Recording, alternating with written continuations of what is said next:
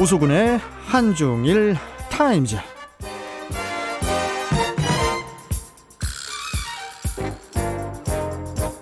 자, 우수근의 한중일 타임즈. 자, 급박하게 변해가는 한중일 동북아 정세를 이해하기 쉽게 풀어주는 분이죠. 우수근 콩코디아 국제대학교 대외교류 부총장 연결해서 관련 소식 들어보겠습니다. 자, 우수근 부총장님, 안녕하세요. 니하오, 니하오. 우수근입니다. 안녕하십니까? 니하오, 육각수. 니하오. 예. 아니, 그나저나, 저 부총장님, 이게 저 무슨 얘기예요? 최근에 그 한 예능 프로그램에서 그 방송인 이효리 씨가, 그 가수 이효리 씨가 예명을 짓는 과정에서 마오 어때요? 뭐, 이렇게 이제 우스갯소리를 했다가 중국 그 네티즌들로부터 집중 포화를 받았다고. 이게 지금 네. 무슨 얘기입니까? 네, 이럴 때 우리는 아이고 하지 않습니까? 아야, 또 하시겠죠. 아이야, 예. 아이야 하지 않습니까? 아이야라는 말이 저절로 나오는데요. 예. 매우 안타깝습니다. 안타까운 거예요. 네, 마오라는 것은 뭐 연예인 이효리 씨께서 어떤 재미로 특별한 의미 없이 그랬을 것 같은데 네. 중국의 일부 네티즌들이 너무 과민한 반응을 보인 것 같습니다. 중국에서 마오는 일반적으로 마오쩌둥, 모택동 전 국가주석을 지칭하는데요. 아, 마오쩌둥이요? 네. 네. 아시다시피 마오쩌둥은 1949년 중국을 건국한 중국 건국의 아버지로 숭상받고 있거든요. 예. 그러한 인물을 어떻게 예능에서 함부로 쓰느냐라면서 불경하다라고 생각한 것 같은데. 아니, 마오쩌둥이라고 한 것도 아니고 그냥 마오 어때요 했는데.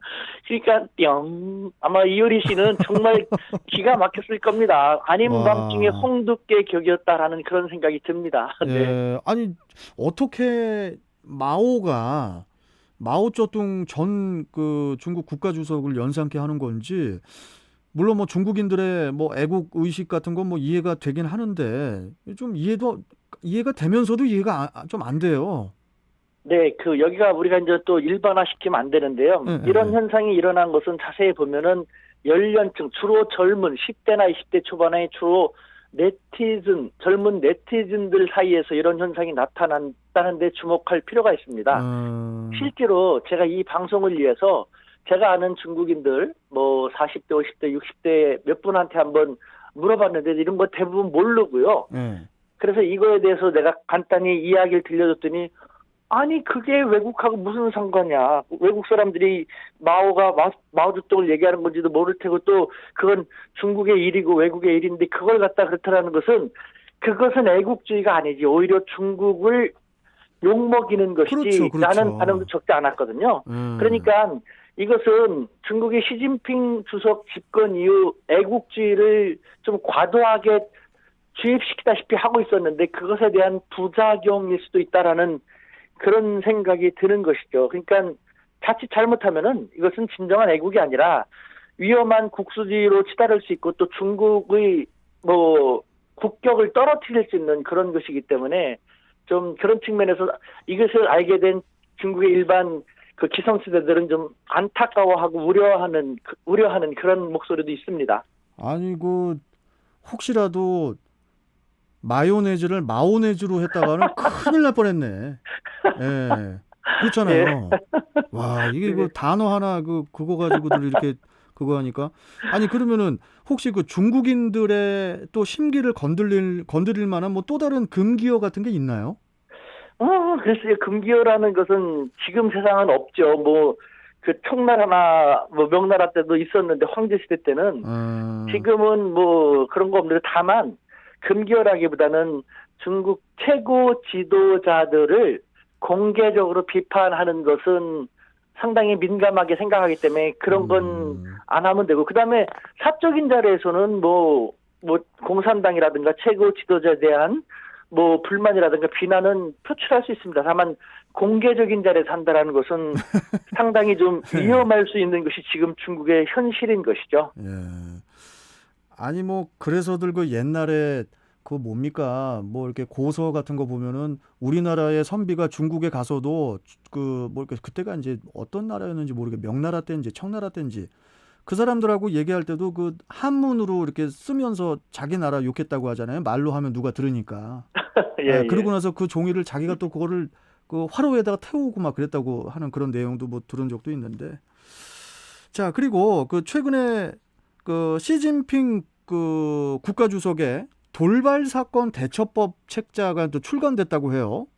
네. 제목이 제목이 이게 되게 재밌는데 돌발 사건 대처법. 이건 좀 어떤 내용이 수록된 책입니까? 네, 그 권위주의 국가 중국의 단면을 보여주는 것이 아닐 수 없는데요. 시진핑 현 국가주석이 2012년 11월부터 올해인 2020년 약 7월까지 예를 들면은 위험이라든가 돌발 사태에 대비하는 방법 등에 대한 연설을 하거나 혹은 담화문을 내거나 지시를 한 것이 있는데 그것을 모아서 책으로 엮어낸 것입니다. 네, 이에 대해서 인민일보는 이것을 잘 학습하는 것은 위험하고 험난한 길을 헤쳐나가는 중화민족의 위대한 부흥이라는 중국의 꿈을 실현하는 데 중요한 의미가 있다고 했는데요. 아니 여기서 무슨 돌발 사건 대처 잘 하면 좋은 것이지만 중화민족의 위대한 부흥이라든가 중국의 꿈이 나옵니까? 한마디로 말씀드린 것처럼 시진핑 주석과 집권 공산당에 대한 프로파간다, 선전, 홍보의 일환인 것이죠. 우리도 예를 들면은 뭐 전두환 정부 때만 하더라도 이와 같은 프로파간다가 적지 않았지 않습니까? 권위주의 정부의 전형적인 모습 중에 하나인 것이죠. 그 중국 네티즌들한테 엄청나게 혼나겠는데요, 우리 우수근 부총장님. 저는 소신 있게 당당하게 발언하고 중국 당국자들이 뭐라고 하면은 내 입까지 막으면 너희들 진짜 독재지라는 식으로 저는 오히려 얘기를 당당하게 합니다. 걱정하지 않으셔도 됩니다. 예, 이거 뭐 전화상으로 말씀하시는 거라고 믿을 수가 없어서. 여태까지 중국과 15년 동안 이러면서도 잘 살아왔고 중국에 정말 독서를 많이 퍼붓기도 하는데요. 그 사람들은 압니다. 정말 자기들이 모르는 것을 비난하기 위한 비난이 아니라 이것도 애국주의가 아니라고 이것은 오히려 중국의 마이너스라는 것을 얘기하거든요. 그렇죠. 맞는 말이니까 그 정도를 들을 만한 기는 갖고 있습니다. 중국 사람들도. 아유, 뭐 저도 뭐 농담한 거고요. 네. 항상 또 재밌으시니까. 그리고 지금 이게 무슨 얘기입니까? 신종 코로나 바이러스 감염증 유공자 표창이 지금 중국에서 이루어지고 있고, 또 이제 중국에서는 코로나 19가 종식 단계를 밟고 있다고요. 아니 지금 우리는 지금 사회적 거리두기를 강화하고 있는 마당에 중국은 지금 분위기가 뭐 완전히 뭐 해결된 분위기네요. 네, 그 중국이 지금 잘 관리했다라는 것을 이제 대내외 과시하기 위한 것인데 어떻게 생각하면 조금 우려되기도 합니다. 코로나 바이러스의 정체가 완전히 규명되지도 않고 백신도 나오지 않은 상태인데 다만 이와 같은 자신감을 대내적으로 표현함으로써 우리 중국은 다른 나라와 달리 잘 나가고 있다. 우리 사회주의 서방사에서는 민주주의 하면서 중국의 인권이 제한된다. 자유가 제한된다 하지만 이와 같은 상태에서 여러분들이 인민 모두가 자유에 대한 어느 정도의 제한을 용인을 하고 양보함으로써 국가 사회가 이렇게 빨리 회복을 하고 경제 성장도 가능하게 되지 않았냐라는 이걸 통해서 중국 사회주의가 그렇게 민주주의보다 반드시 나쁘지만은 않다라는 것도 알려주기 위한 것입니다만 이렇게 하지만 사실은 학교 출입이라든가를 대단히 엄격하게 통제하고 있습니다. 그러다가 다시 코로나가 재확산될 조짐을 보이면은 또 강력하게 격리하고 봉쇄하는 식으로 갖고 막을 것이니까요. 그러니까요. 그러니까 결국은 이와 같은 모습을 보는 서구 사람들은 어떻게 생각할지 모르지만 중국 사람들은요. 중국은 국민을 인민이라고 하지 않습니까? 인민. 중국 인민들은 자신들이 중국 특색의 사회주의가 더 효율적이고 위기 시에는 더 국민들을 안심하게 생활할 수 있게끔 하는데 효과적이라는 것을 더 많이 느끼면서 이럴 때는 자유를 조금씩 제한하는 것은 우리는 언제든지 동의한다라고 하고 있습니다. 참고로 지금 전광훈이라는 사람들에 의한 한국에서 참 안타까운 현상이 이루어지고 있지 않습니까? 중국 사람들은 저런 민주주의는 필요 없다. 저것이 정말 민주주의냐. 민주주의라는 저런 식으로 하는 민주주의라는 것은 우리는 필요 없고 우리는 저런 사람이 중국에 있더라면은 인민 민중들이 나서서 저렇게 못하게 할 것이다. 너무 나약하다라는 식으로 오히려 저런 민주주의는 필요 없다라는 그러니까 식으로 얘기할 정도입니다. 중국에서도 그 우리나라의 단면만 보는 거예요. 예, 단면만 보는 것 같고 되게 자화자찬이 되게 강하네요. 보니까 중국이. 그러니까 우리도 마찬가지지 않습니까? 예를 들면은 마오에 대해서 예. 그 일부의 젊은 그런 친구들은 그렇게 얘기하지만 대다수의 사람들은 그것은 애국이 아니라 오히려 국가의 존엄을 떨어뜨리는 것이라고 하는 대다수를 우리도 생각하지 않고 이런 것만 보도하니까 중국에 대해서 저 사람들 왜 그래라고 생각하기 십상이지 않습니까? 아니 그러면은 예를 들어서 제가 예. 아니면은 뭐 교수님께서 어느 프로그램에 나갔다가 혹시 저 예명 하나 지어보시면 어떨까요? 저는 그러면 소평으로 하겠습니다. 그러면 네. 큰일 나겠네. 또 등소평 얘기 나오니까.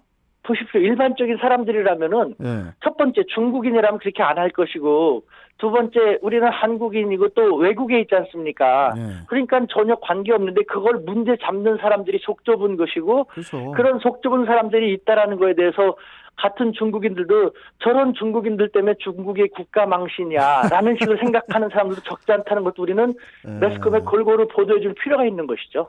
맞습니다. 이거 좀 촌스러워 보여요. 그렇게 평가하는 그 네티즌들이. 맞습니다. 그런 생각이 좀 듭니다. 중국 사회에 어떻게 생각하면은 수치인 것이죠. 수치. 애국이 맞습니다. 아닌 것이죠. 이거 참 뭐 점점 우리 우수근 우리 부총장님하고 이야기하는 게 재밌어져서 또 다음 주가 또 기대가 됩니다. 부총장님.